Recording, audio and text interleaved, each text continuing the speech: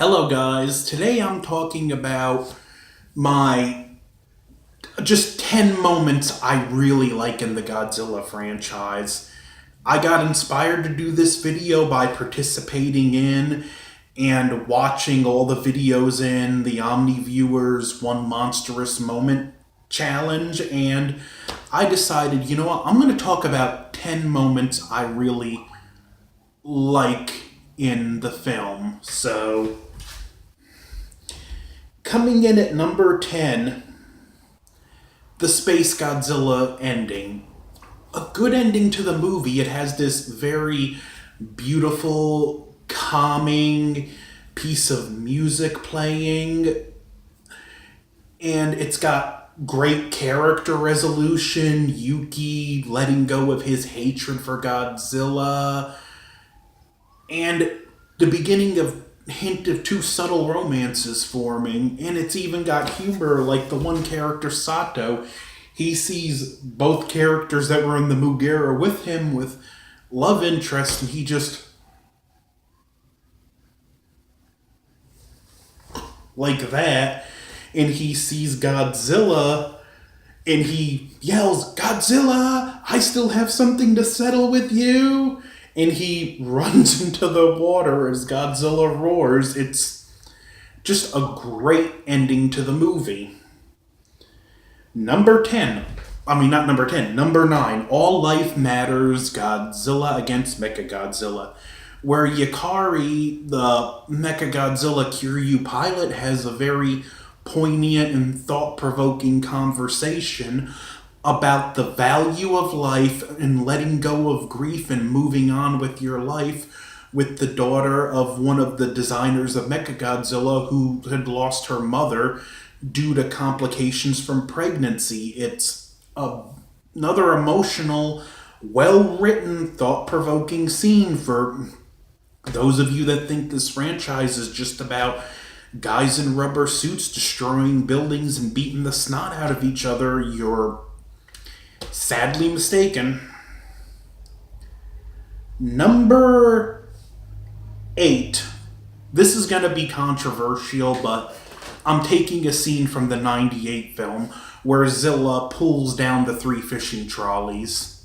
This is actually a well-shot, well-executed scene in my opinion.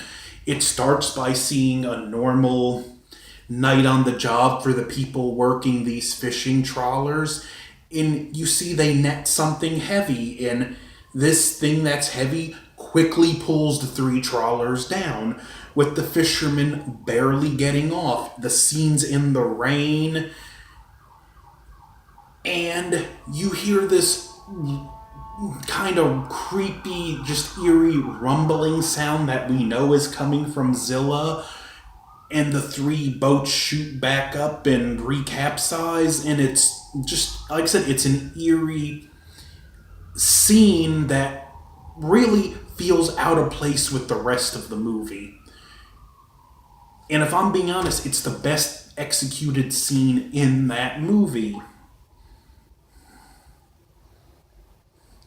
So, at 7, King Ghidorah's reveal in Ghidorah the Three-Headed Monster. This is the reveal of Godzilla's greatest adversary, and it's done well. We see this meteor throughout the movie. It's getting bigger.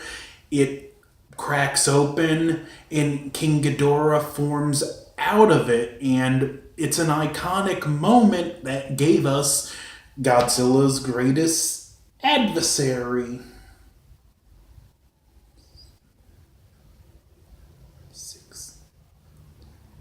6 is the atomic breath reveal in Godzilla 2014.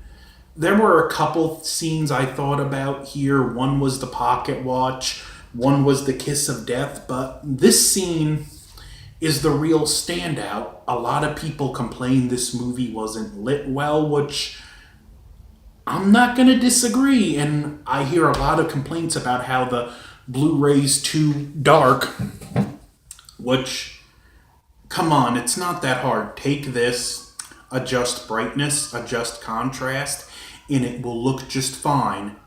It will take 3 seconds out of your day, and you'll be able to see the movie clearly.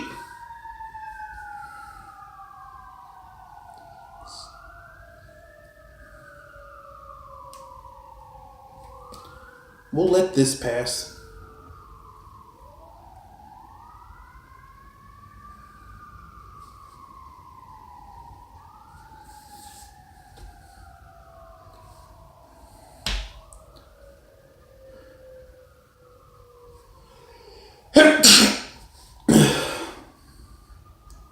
But as I was saying, how it worked, we see Ford discovered by the female Muto. It looks like she's about to kill him. We hear a noise and we see a blue light shining on his face. And then the camera pans to Godzilla and we see dorsal plates from his tail all the way up his back, one by one, begin to light up. And in some cases, they're shining through the dust cloud from the debris of the buildings, and he launches the atomic breath at the Muto. It's a great scene that I love that it's pretty much exclusively lit by Godzilla's dorsal plates. Number 5, the scene in the Prime Minister's office from '84.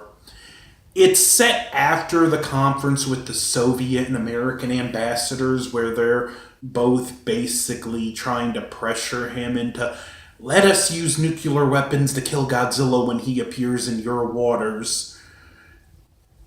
And it's after that he goes back to his office and his aide lights a cigarette for him and asks him, what did you say to the American and Soviet leaders? And he explains, and I'm paraphrasing it, I asked them, if Godzilla appeared in your country and started destroying Washington or Moscow, would you have the courage to use nuclear weapons, knowing how many of your own people would be killed in the process, how many of your own people you would be killing? And he says both leaders finally understood. Again, another great human, thought-provoking scene that was very well done. And I kind of want to know, the way he said both leaders finally understood, did Godzilla's reemergence lead to the end of the Cold War in this universe? I don't know, that's just something interesting I always wondered about there.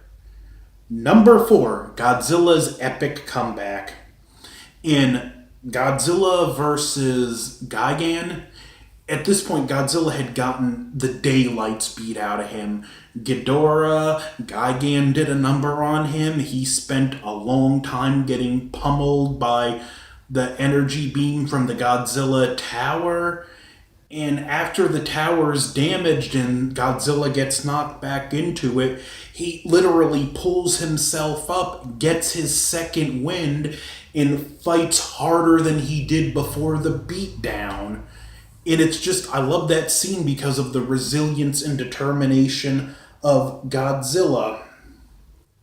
Number 3, Godzilla's death from Godzilla vs. Destroyer. This is a beautiful scene. It's sad and beautiful at the same time. It has this gorgeous, hauntingly sorrowful music. Just the performances on the actors is, as we watch Godzilla die in the most horrible way imaginable. And just those of you that have seen it, you know that roar he lets out as his heart explodes and we see the atomic energy burst out of his chest and the rest of the skin just melt off his body as even the bones melt. The scene where the skin melts off his face, this is an incredible effects shot. It's acted, everything in it is done to the best of the abilities of everyone involved. And then we get the ending after that where it goes to a hollow silence where we see a close-up on a newly restored Godzilla Jr. Number 2, Godzilla emerges from the ground. Mothra versus Godzilla. What more can I say? This is probably Godzilla's most memorable entrance because it's so unexpected. We were expecting to see him come from the ocean, and it turns out he got buried under the debris and dirt from the typhoon, and we see him just rise from the ground. The ground's moving, his tail pops out, then Godzilla pops out. It's very memorable. It's a very memorable moment, and number 1 is the Death March on Tokyo from the original movie. This scene is, again, shot superbly. It's shot like it feels like a horror movie at this point. Godzilla is just marching through Tokyo. Everything they throw at him doesn't do a thing, and we even see how it affects the humans. There's this mother holding her kids, and she's like, "It won't be long now, and we'll be with your father in heaven." And I always assumed that was the mother and kids of someone who died in one of the boating accidents from not accident, where Godzilla was destroying boats in the beginning of the movie.